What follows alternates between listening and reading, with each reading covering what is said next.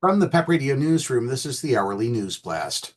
This is part three of a story about Asylum Pride House in West Philly. The house has become a haven for LGBTQ plus immigrants seeking a safe space and home while they await their asylum hearings. The house can hold up to 6 people at any given time and has already assisted over a dozen people, not only with English as a second language classes, job assistance, and providing medical care, but also by providing a community in which the people can share their stories and feel some measure of protection.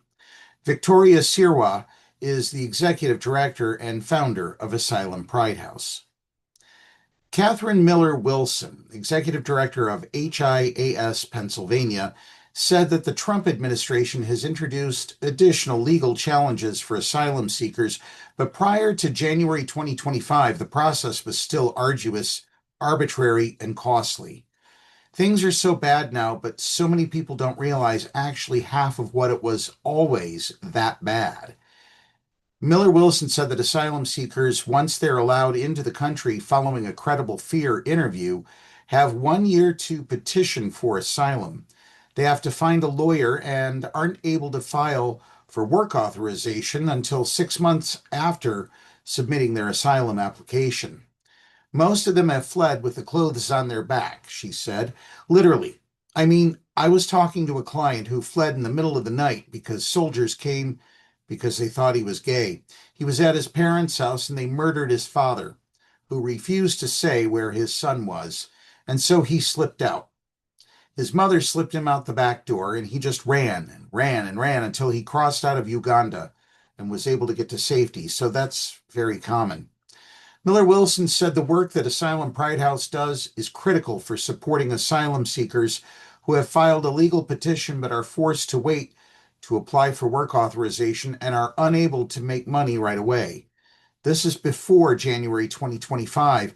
You come in, you're totally vulnerable, she said. You have nothing. You have no way to get anything until at least 6 months after you file a legal petition. President Donald Trump has made several changes that impact asylum seekers since taking office in January.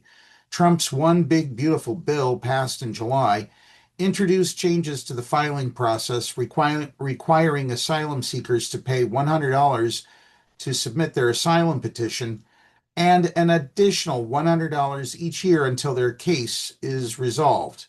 Asylum seekers now also have to pay $500 to submit their work authorization application. Miller Wilson said the work authorization process under the current administration has been delayed, making the wait time for work permits even longer. The administration has also fired some immigration judges, Miller Wilson said, leaving even fewer resources to deal with the case backlog. Meanwhile, the asylum judges that remain have been subject to a chilling effect of anti-immigrant rhetoric. The judges have gotten the certain message loud and clear that we don't really believe any of these people are telling the truth or deserve asylum, she said. If you have a grant rate that is too high, we're going to start wondering what you're doing and probably accuse you of helping undocumented people or just get rid of you by firing you or just yell at you or whatever. So there's higher scrutiny on that level. That scrutiny intensifies one of the pre-existing challenges for asylum seekers. Proving asylum has become even more challenging, Miller Wilson said, especially those seeking refuge due to persecution because of being LGBTQ+. Uganda, you have a law you can point to, but there are other countries where it's not so clear, she said. It's more sort of like culturally, they're homophobic, and so you'll see a lot of assaults and then attempts to go to the police, and then the police didn't do anything, and then maybe even further assaulted the victim, right? But it's very hard to prove that that happened because police records disappear and everybody denies it. And how are you going to get a police guy from Sudan to testify that? Like, oh yeah, he reported the crime to me and I ignored him. He's not going to say that. Some advocates are also reporting that affirmative asylum cases, which are heard by an asylum officer in U.S. Citizenship and Immigration Services, are being pushed into immigration court as defensive claims, which automatically places the person in removal proceedings, Sirois said. There's just a lot of assumptions around what people are coming to the U.S. seeking protection for and why, Sirois said. You know, quote unquote, some are more valid than others, when really it's all just people trying to find somewhere safe to live and find a community that they can be a part of and not have fear of being targeted or at risk or their family being at risk.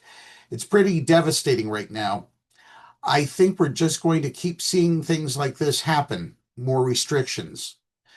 Sirois said the organization is also working with immigrants who are pursuing other legal pathways to residency, including those impacted by the Trump administration's freeze on funding for refugee resettlement services and the end of temporary protected status for immigrants from several countries. We're going to stop at this point and conclude the story tomorrow. You can find all 4 parts of this story on the PEP Radio channel on YouTube. Join us here on PEP Radio this Saturday and Sunday at noon for a full hour of jazz and funk with Herbie Hancock and the Smokers Lounge. Coming up next, we have the Meadville area weather forecast here on PEP Radio.